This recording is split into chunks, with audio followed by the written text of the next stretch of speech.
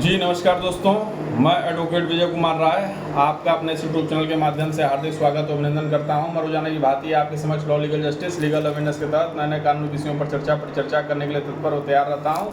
आज का जो विषय हमारा आपके समक्ष है बड़ा ही इंपॉर्टेंट, बड़ा ही महत्वपूर्ण विषय है, जिसमें दादा यानी ग्रैंडफादर की संपत्ति पर क्या पिता के पुत्र का कोई अधिकार होता है, यानी पोते का या पोती का कोई अधिकार होता है।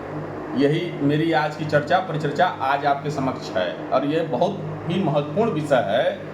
इस पर कई हमारे मुवक्किलों ने बताया कि सर इस पर एक वीडियो आना चाहिए आप द्वारा, क्योंकि मुवक्किल हमारे जो हैं, जो हमारे वीडियो देख रहे हैं वो पसंद करते हैं, तो उनके बताए टॉपिक के अनुसार हम लोग हमेशा प्रयासरत रहते हैं कि उनकी जिज्ञासा को शांत किया जाए। तो इसी पर एक परिचर्चा मेरी आज आपके समक्ष है कि जिसमें संपत्ति पर अधिकार और दावे को लेकर कानूनी व्यवस्था के अनुसार नियमों की जानकारी देना, यह मेरा आपके समक्ष कर्तव्य है। और यह बहुत जरूरी है कि संपत्ति से जुड़े नियमों और इसके व्यवस्था में इससे जुड़े तमाम तथ्यों को अपने अपने कानूनी दावे के अनुसार इसको आपके समक्ष प्रस्तुत किया जाए। अब यह जो विषय हमारा आपके समक्ष है कि क्या दादा की संपत्ति पर पोते पोतियों का कोई अधिकार होता है, इसी पर परिचर्चा मेरी आज आपके समक्ष है। और वीडियो हमारा यह अंत तक देखिएगा, तभी आपको अपने अधिकारों के बारे में जानकारी मिलेगी, अन्यथा बीच में स्वाइप करके चले जाइएगा तो फिर आप उस चीज़ को नहीं समझ पाइएगा जो मैं आपसे कह रहा हूँ। अब इसमें तो पहले यह समझ लीजिए कि एक संपत्ति का मतलब होता है प्रॉपर्टी की व्यवस्था में कोई व्यक्ति कोई प्रॉपर्टी खरीदता है तो उस व्यवस्था में या तो वह स्वयं खरीदे या वो पुश्तैनी ढंग से उसके व्यवस्था में ट्रांसफर होके चली आवे।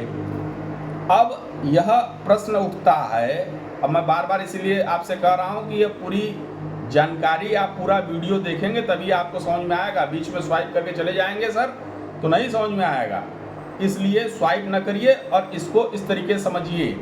हाँ, क्या हमारा था कि स्व अर्जित संपत्ति, तो स्व अर्जित संपत्ति का मतलब होता है कि सेल्फ डिपेंडेंट तरीके से खुद प्रॉपर्टी आपके दादा ने खरीदी हो। अब दादाजी ने खुद से यदि वह प्रॉपर्टी खरीदी हो तो पोते का कानूनी अधिकार नहीं होता है। यह एक टैगलाइन है, बड़ी स्पष्ट है, समझ लीजिए इस चीज को। मैं इसीलिए बार बार कह रहा हूं कि वीडियो को स्वाइप करके चले जाइएगा, नहीं समझ में आएगा। अभी तक आपने देखा होगा तो मेरी बात को आप समझ जाइएगा। इसलिए कह रहा हूं कि दादा ने यदि स्वयं प्रॉपर्टी खरीदी हो, उस कंडीशन में पोते पोतियों का कोई हक नहीं होता है। दादा अपनी खुद व्यवस्था से अगर कोई संपत्ति अर्जित करता है, संपत्ति को जिसे चाहे उस व्यक्ति को दे सकता है। दे सकता है का मतलब यह है कि दादा यदि पोते आप हैं, पोतियां आप हैं, आपका पिता है, आपकी माँ है और यहाँ तक कि दादा दादी के व्यवस्था में जो दादा दादी के पुत्र और पुत्रियां हैं, उनको न देकर वो चाहे तो हम ही को दे सकता है। एक लाइन की बात यह आप समझ लीजिए, ठीक ना। इस चीज को बड़े स्पष्ट तरीके समझिएगा और स्वाइप करिएगा तो बिल्कुल नहीं समझ में आएगा। अब इसमें एक चीज और है कि अगर बिना वसीयत किए दादाजी आपके जो है एक्सपायर हो गए, यानी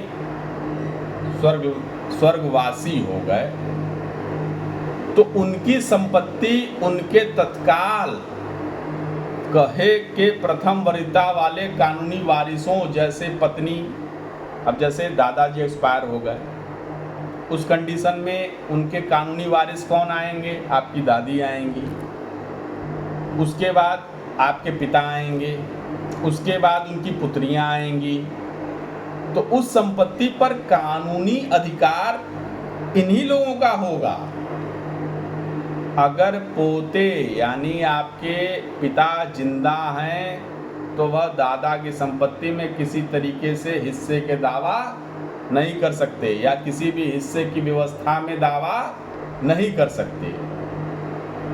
ये पोते पोतियों के व्यवस्था के अनुसार मैं ये चीज़ बता रहा हूँ, इस चीज़ को समझ लीजिएगा। अब बिना स्वाइप किए वीडियो देखिएगा पूरा अंत तक, तभी आप इस चीज़ को समझ पाइएगा। अब यहाँ पैतृक संपत्ति पर अधिकार किसका है क्या नहीं है, उस पर एक चर्चा, इसको भी समझिए चूंकि ये उससे ही जुड़ा मामला। तो पैतृक संपत्ति पर पोते का कानूनी हक होता है, ये सब लोग जान रहा है, ये बाई लॉ है। इसको लेकर किसी भी तरीके के विवाद की स्थिति में यह मामला दीवानी न्यायालय में विचाराधीन होगा